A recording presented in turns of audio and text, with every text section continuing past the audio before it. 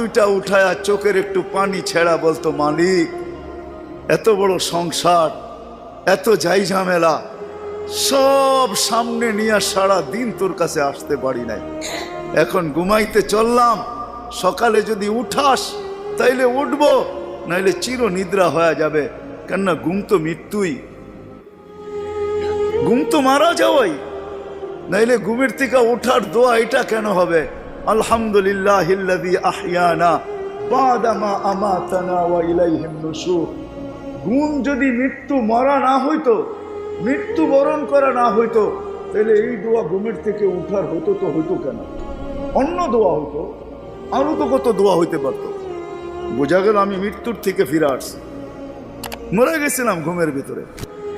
আমার জাতি যদি শোয়ার আগে হাত দুইটা উঠায় তওবা করে শুইতো,